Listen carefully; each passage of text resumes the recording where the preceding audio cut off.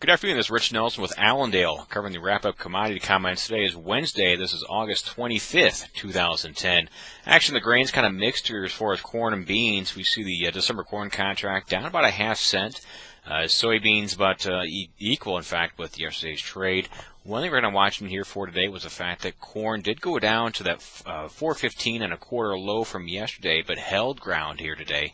As far as the soybeans, we can't say that that great news. We'll point out that today's $9.99 close on the Nove beans that actually is equal with yesterday. This is now actually the lowest close of the downtrend going on here for soybeans. If you look at the charts, soybeans are actually in a downtrend for about the last week and a half or 2 weeks or so. As far as another fact, this is the lowest close now since July 30th for that Nove bean contract. So a couple of interesting things right there we can point out. As far as a few things we can kind of look for some factors, really the last thing supporting this market is the fact that the weather forecast is still dry. From now through most of Tuesday or so, looks like dry conditions remain. They will add a little heat coming this weekend here. So at this point, that's one supportive factor. Kind of offsetting that, we've got these yield reports we continue to hear of from the southern Corn Belt, southern Indiana, southern Illinois. Those actually are coming in much better than expected. So some great yields is what we're hearing out of the south. Out of the southern, I should say, the southern Corn Belt. That contradicts earlier yield reports from the far south, Kentucky, Tennessee on south of that, which were maybe a little mixed here. So at this point, latest news, good yield reports. That's helping to offset the new kind of turn to the dry weather forecast. Another piece of information out here, which really won't be a brand new thing here, is the fact that the Argentina, as of last night, they officially took powers away from the Argentine president, where that president, she could decide export taxes at a whim for corn, soybeans, and wheat and soy products. One thing that their Congress right now is doing is they now have that power.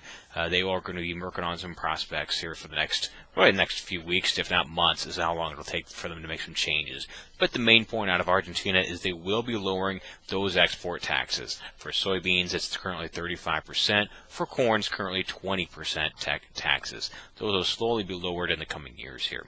Over on the wheat side, down 27 and a quarter cents, pretty large drop there. This is now the second lowest close here for both the Chicago as well as Minneapolis contracts of this downtrend. Keep in mind, wheat's actually in about a 2-week downtrend here. In fact, for the KC contract, this was the lowest close to speak of for this downtrend here. Key issues for while we have been having a little trouble here this week on the wheat pricing. Simple fact, Russia's got a little rain here, and also this week marks the turn where they now turn to over 50% harvested as of the end of this week here.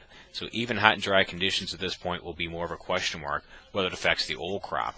Last thing we can point out is there are still concerns about how much new crop will be planted.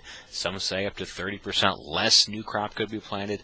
The state meteorologist organization over there, they're actually more skeptical on that end, maybe about a 10-15% drop. So at this point, that is one last thing keeping this market from being a complete train wreck on the wheat end here. As far as the U.S. side, we can note we haven't got any brand new sales as far as those exciting overnight export sales here for a few days. So at least for right now, that's another thing we're going to watch in here and taking some of the air out of this bullish market sales. Over on the hog side, down 17 cents. Simple fact is for right now, cash pork has been on a raging uptrend here for a good almost 10 days or so. One thing we kind of watch here as of this morning was a little disappointing. So we all know about this egg salmonella issue going on here as far as the egg market. However, Russia's raising some concerns now, maybe saying that they will not take our poultry that in fact they just a few weeks ago agreed to start taking again here. So right now, this whole egg issue with the salmonella, Russia's using that basically as a reason, maybe not why not to take U.S. poultry.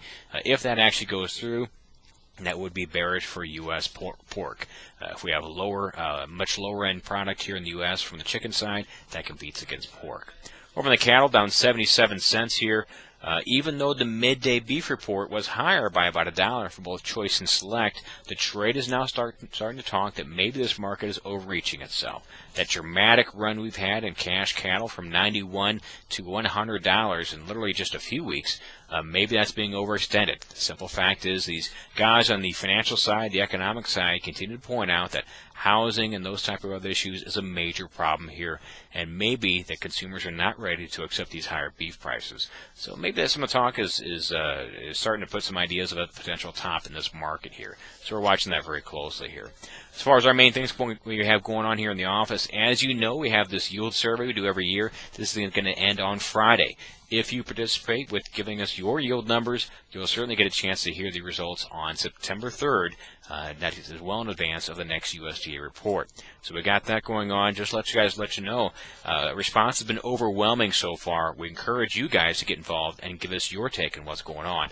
A lot of people have been very interested in helping us out because, you know, this is one of the best surveys we feel and the best way of getting a survey done that we can think of here. So it's been an overwhelming response. Certainly encourage you to get a hold of us here before Friday here. If you have any questions about the survey, about markets, marketing in general, feel free to give us a call here at 1-800-262-7538. Check a look at our website. That's allendale-inc.com. This is Rich Nelson. Have a good trading day and a good trading week.